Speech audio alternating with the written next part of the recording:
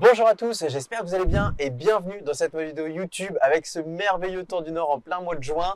Oh là, attendez, stop! Moi c'est Kevin, le monteur de cette vidéo. Et comme vous l'entendez, le son de l'intro et la séquence qui va suivre n'est pas très agréable. On vous présente toutes nos excuses et on fera le nécessaire pour les prochains vlogs. Ce que Victor allait vous dire, c'est que vous êtes nombreux à avoir demandé qu'on fasse des vlogs, alors on s'y est mis. Et dans cette vidéo, vous serez en immersion dans les coulisses de certaines des vidéos précédentes. Let's go!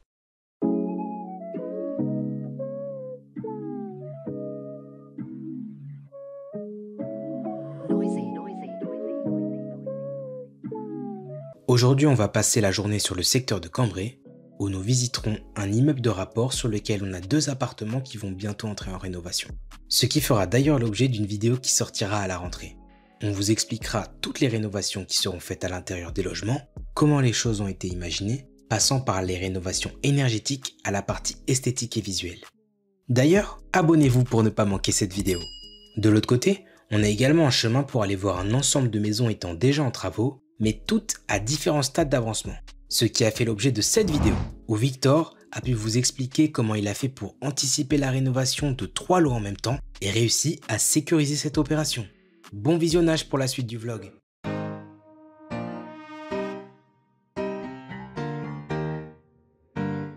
Nous voilà, ça y est, on est arrivé dans l'hypercentre de Cambrai. On a la mairie qui est juste derrière. On est vraiment extrêmement bien placé puisqu'on va marcher à peine 100 mètres pour arriver dans l'immeuble que je vais vous présenter et qui a vraiment fait l'objet d'un coup de cœur. Et très intéressant, je vais vous montrer, on a sur notre chemin un immeuble qui en vend depuis très longtemps, qui ne se vend pas. Pourquoi? Et je vais vous expliquer pourquoi.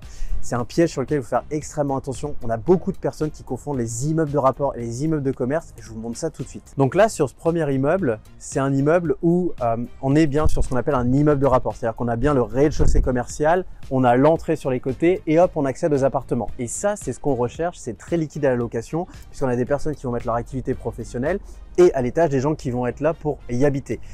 L'immeuble qu'on va voir juste après, qui est 20 mètres plus loin, c'est à l'inverse, le type d'immeuble qu'il ne faut surtout pas acheter, où là, ça peut être une erreur. C'est ce qu'on appelle en fait un immeuble de commerce, c'est-à-dire que quand on le regarde, on le voit, on a la vitrine, on a les appartements au-dessus, mais on n'a aucun accès pour rentrer aux appartements. Donc c'est vraiment la personne en fait qui va occuper le rez-de-chaussée commercial, qui va devoir occuper les appartements, ce qui fait que soit on se retrouve avec un loyer qui est complètement exponentiel et personne ne loue, ou à l'inverse, on se retrouve dans une situation où, comme souvent c'est le cas dans les centres-villes, le rez-de-chaussée commercial est occupé et les appartements sont laissés à l'abandon. C'est dommage parce que c'est une perte de rentabilité, puis c'est dommage parce que surtout c'est une perte pour le logement.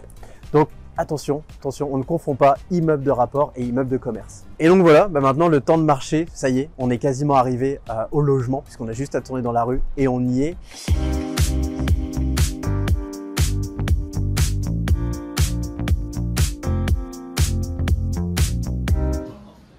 Du coup, il y a une question que tu voulais me poser, c'est ça? Oui, je voulais voir avec toi.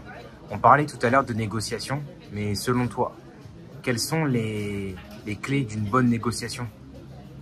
En fait, aujourd'hui, lorsqu'on investit dans l'immobilier, c'est ce que je te disais tout à l'heure, tu as beaucoup de personnes qui ont tendance justement à se dire le prix il est fixé, je ne me vois pas le négocier, ou au pire si je le négocie ça va être 1000, 2000, 5000 euros. Nous c'est vrai qu'on n'est pas des casseurs de prix, mais on a souvent l'habitude de faire des négociations de 10 000, de 15 000, de 20 000. Là tu vois typiquement l'immeuble qu'on a visité juste avant, on a fait une négociation de plus de 40 000 euros. Les maisons que je vais t'emmener voir juste après, on a fait une négociation d'un tiers du prix. En fait il ne faut pas avoir peur de négocier un prix. Un prix ça s'explique par une valeur de revente et derrière tout ce qu'il y a entre temps. Et nous, la stratégie qu'on utilise le plus, c'est celle-ci en fait. On se dit, voilà, votre bien il vaut autant à la revente, il y a ça comme travaux effectués, on va avoir des frais de notaire, et donc quand on vient additionner tous ces frais, voici combien votre bien vaut. Et à partir de là, on explique exactement de façon détaillée chaque frais, chaque montant de travaux. Et comme ça, la personne elle se dit, ok, là ce qu'il me propose c'est cohérent, c'est honnête, et on n'a plus peur de faire un prix cassé parce que le prix est argumenté. Super, merci beaucoup pour l'explication. Avec plaisir et bon appétit. Alors là, on vient de finir de manger. Maintenant, où est-ce que tu nous emmènes? Alors là, je vais vous emmener dans un lot de 4 maisons, toujours situé à Cambrai. C'est un lot de 4 maisons que j'ai racheté en fin d'année et où l'acte authentique a eu lieu là, il y a maintenant 1 mois et demi.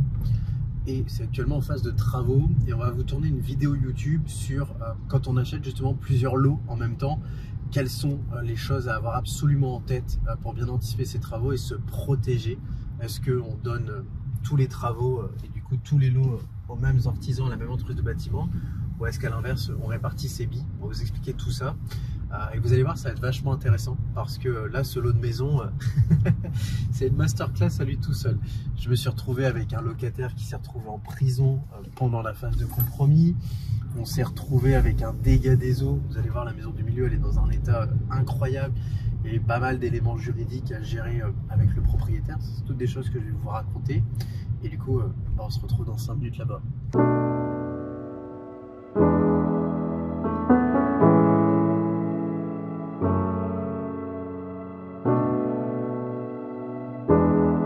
Ok, donc maintenant on se retrouve à l'intérieur de la première maison. C'est un lot de 4 maisons, comme tu l'as vu en arrivant dans l'allée, que j'ai racheté en fin d'année et où je viens juste de récupérer les clés il n'y a pas longtemps. Les travaux ont commencé il y a à peu près 1 mois et demi, 2 mois. L'histoire de ces maisons est assez simple. Comme je le disais dans le vlog, c'était maison que j'ai identifiée sur Le Bon Coin, où là il y avait une belle opportunité puisqu'on avait une maison qui était sous-évaluée au niveau du loyer qui était perçu tous les mois. On a un locataire qui est parti en prison parce que c'était un locataire de mauvais choix et le propriétaire n'a pas été vigilant. Je pense qu'il est aussi un petit peu responsable et il l'a reconnu.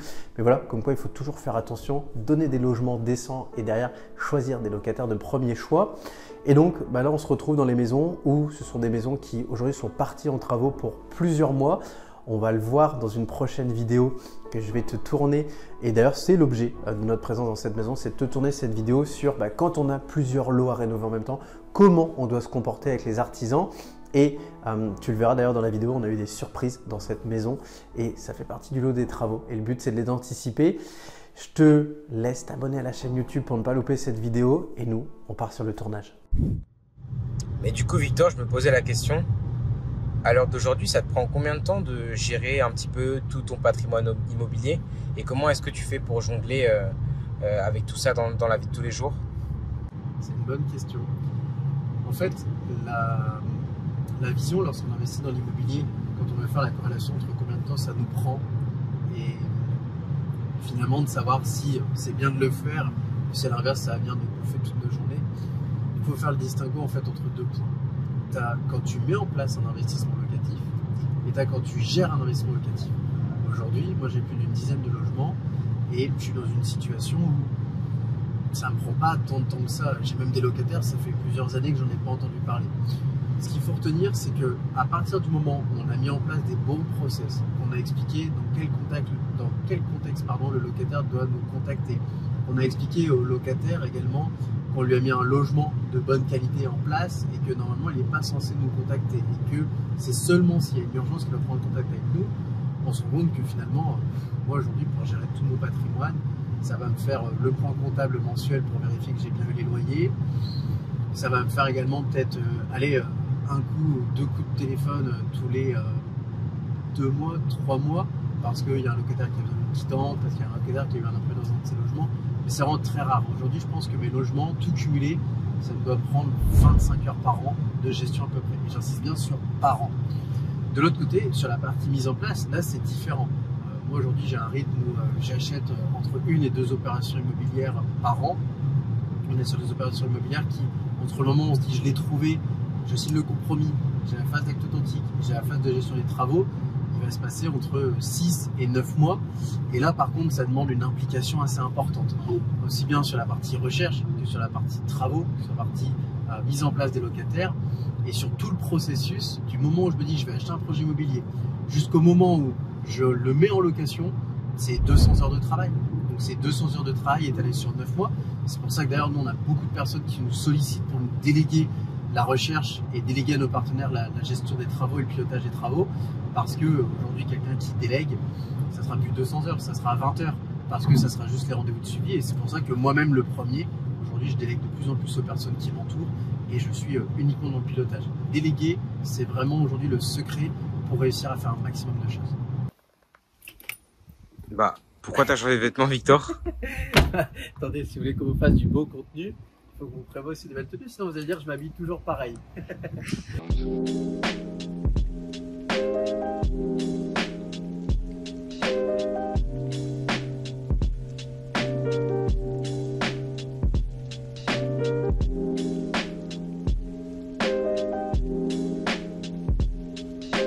Du coup, on est venu faire quoi quoi ici?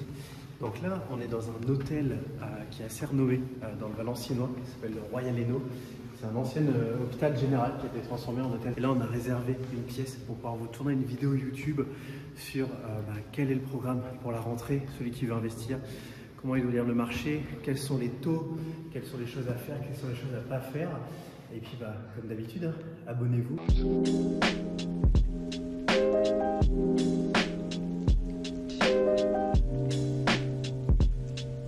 On vient de finir de tourner donc la vidéo. Comment tu te sens par rapport à cette journée de tournage et comment tu te sens par rapport à cet exercice qui est d'apparaître derrière la caméra?